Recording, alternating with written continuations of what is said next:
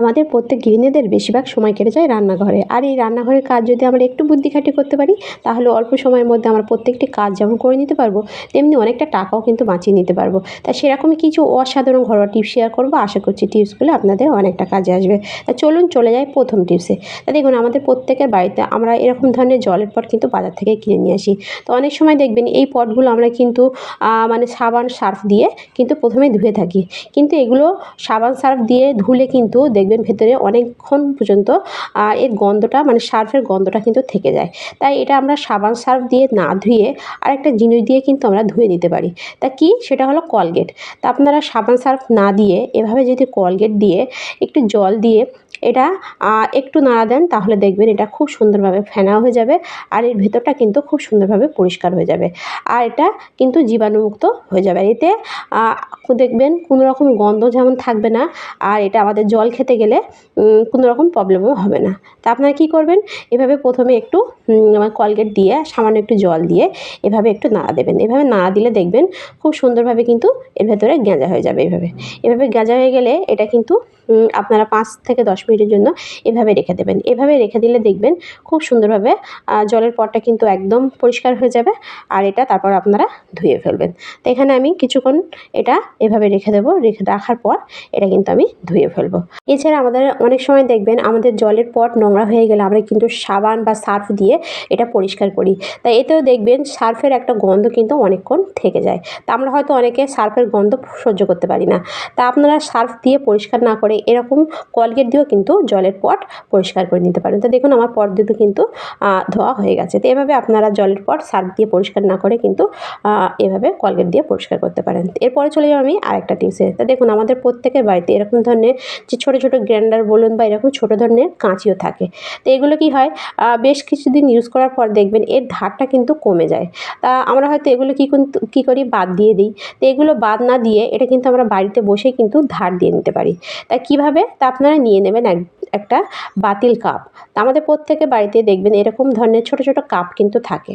তা আপনারা কী করবেন, কাপটা এভাবে উল্টো করে এর পিছনের দিকে এভাবে আপনারা এই যে গ্রাইন্ডার বলুন বা কাঁচি এভাবে একটু ডলা দেবেন। এভাবে ডলা দিলে দেখবেন এই ছোটো ছোটো গ্রাইন্ডারগুলো আপনারা দেখবেন খুব সুন্দরভাবে কিন্তু ধার হয়ে যাবে।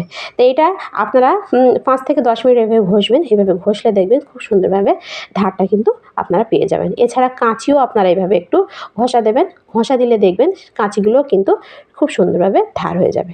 তো অসাধারণ একটা টিপস, এটাও চাইলে আপনারা কিন্তু ফলো করে দেখতে পারেন।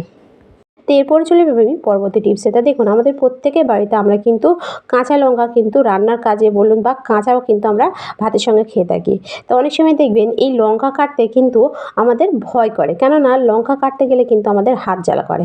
তা কোনো রকম ছুরি বা বটি দিয়ে কাটা ছাড়া এই লঙ্কা কিন্তু আপনারা আরেকটা জিনিস দিয়ে কাটতে পারেন। সেটা আপনারা এভাবে একসঙ্গে অনেকটাও কাটতে পারবেন। এছাড়া আপনাদের হাতও কিন্তু জ্বালা করবে না। তা সেটা হলো কাঁচি। কাঁচি দিয়ে আপনারা এভাবে কাটলে দেখবেন আপনাদের কিন্তু হাত জ্বালা করবে না। আপনারা কি করবেন, কাঁচি নিয়ে এভাবে 2, 3, 4টে লঙ্কা একসঙ্গে আপনারা নিয়ে নেবেন। এভাবে নিয়ে আপনারা কিন্তু এভাবে আপনাদের ইচ্ছা মতো সাইজ হিসেবে আপনারা কিন্তু কেটেও নিতে পারবেন। এতে আপনাদের হাত কিন্তু একটুও জ্বালা করবে না। আর আপনারা দেখবেন লঙ্কা কাটতে আর আপনাদের ভয়ও করবে না। তো এভাবে আপনারা বটি বা ছুরি দিয়ে ছাড়া এভাবে সামান্য একটা কাঁচি দিয়ে কিন্তু লঙ্কা আপনারা খুব সুন্দরভাবে কেটে নিতে পারেন। এই টিপসটাও আপনারা কিন্তু ফলো করে দেখতে পারেন। এরপরে চলে যাবি আর একটা টিপসে। তো দেখুন, আমাদের প্রত্যেকের বাড়িতে আমরা যখন জামা কাপড় কিনি, জামা কাপড়ের সঙ্গে দেখবেন এরকম ধরনের ক্লিপ কিন্তু আমরা পেয়ে থাকি। তো এগুলো আমরা কী করি, আমরা হয়তো ফেলে দিই। কিন্তু এগুলো ফেলে না দিয়ে আমাদের সংসারের কাজে কিন্তু আমরা ইউজ করতে পারি। অসাধারণ কিছু কাজ শেয়ার করবো, আশা করছি টিপসটা আপনাদের অনেকটা কাজে আসবে। তো এই ক্লিপগুলো ফেলে না দিয়ে আপনারা কী করবেন, তা দেখুন আমাদের প্রত্যেকের বাড়িতে এরকম প্যাকেট ঝাল, হলুদ বা মশলার গুঁড়ো কিন্তু আমরা বাজার থেকে নিয়ে আসি। তা হয়তো কিছুটা আমাদের লেগে যায় বা কৌটে ভরে যায়, আর বাকি কিন্তু এখানে আমাদের প্যাকেটে এভাবে থেকে যায়। তা প্যাকেটে এভাবে রাখলে দেখবেন মশলাগুলো বা ঝাল হলুদগুলো কিন্তু খারাপ হয়ে যায়। তা আমরা কিন্তু এই খারাপ এতে কিন্তু দেখবেন আমাদের অনেকটা লস হয়ে যায়। তো এভাবে আমরা না রেখে আমরা যদি এইভাবে একটু দুমড়ে প্যাকেটটা আর এই ক্লিপগুলো যদি এইভাবে আটকে রাখি, দেখবেন মশলাগুলো আর পড়বেও না, আর কিন্তু অনেক দিন পর্যন্ত ভালো থাকবে। তো এভাবে আপনারা কিন্তু এই ক্লিপগুলো না ফেলে এভাবে কিন্তু কাজে কিন্তু ইউজ করতে পারেন। তা দেখুন প্যাকেটটা কিন্তু খুব সুন্দরভাবে হয়ে গেছে। আর এইভাবেই আপনারা কিন্তু প্যাকেটগুলো ক্লিপ দিয়ে আটকেও রাখতে পারেন। তো অসাধারণ একটা আইডিয়া, এটা চাইলে আপনারা কিন্তু ফলো করে দেখতে পারেন।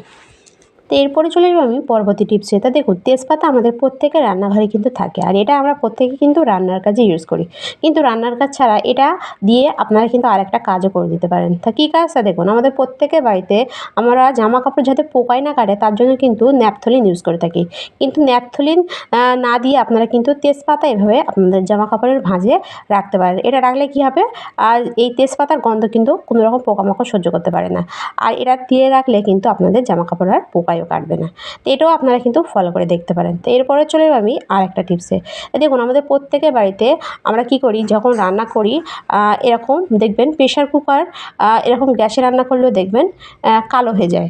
তা এটা আমরা কিন্তু ঘষাঘষি করেও কিন্তু খুব সহজে তুলতে পারি না। তো এই প্রেশার কুকারের কালো মানে কালি আপনারা খুব সহজে কিন্তু বাড়িতে থাকা সামান্য একটা জিনিস দিয়ে কিন্তু তুলে দিতে পারেন।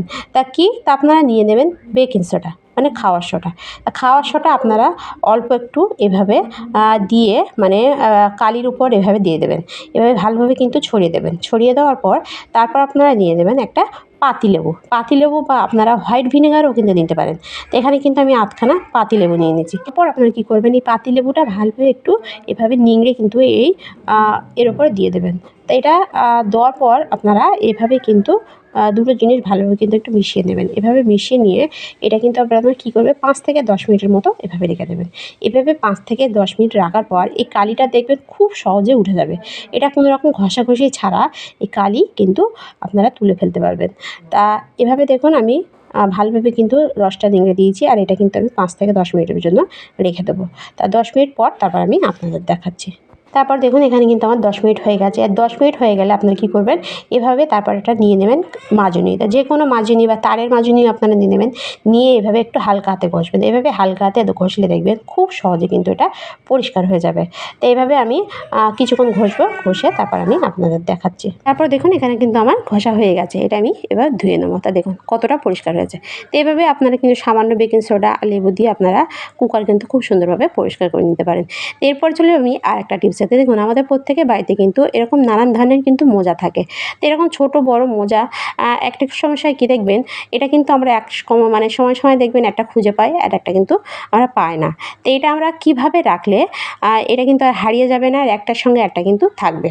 তা আপনারা কী করবেন, যখন মোজাগুলো রাখবেন এভাবে দুটো মোজা একসাথে রেখে এভাবে একটার উপর একটা এভাবে মানে দিয়ে এটা আপনারা এভাবে একটু দুমড়ে কী করবেন, এর মধ্যে কিন্তু দেখুন কীভাবে করছি, এভাবে দুমড়ে আপনারা একটার মোজার মধ্যে এভাবে কিন্তু উল্টে ভেতরে ঢুকিয়ে দেবেন। এভাবে ঢুকিয়ে দিয়ে এটা রাখলে কিন্তু মোজাগুলো একটার সঙ্গে একটা থেকে যাবে, আর আপনারা কিন্তু এটা যখন ইচ্ছে তখন কিন্তু খুঁজেও পাবেন, আর এটা কিন্তু হারিয়েও যাবে না। এটা হাত দিয়ে না নেড়ে দিলেও কিন্তু এটা খুলবে না। তা দেখুন এটা কত সুন্দরভাবে প্যাক হয়ে গেছে। তো অসাধারণ একটা টিপস, এটাও চাইলে আপনি কিন্তু ফলো করে দেখতে পারেন।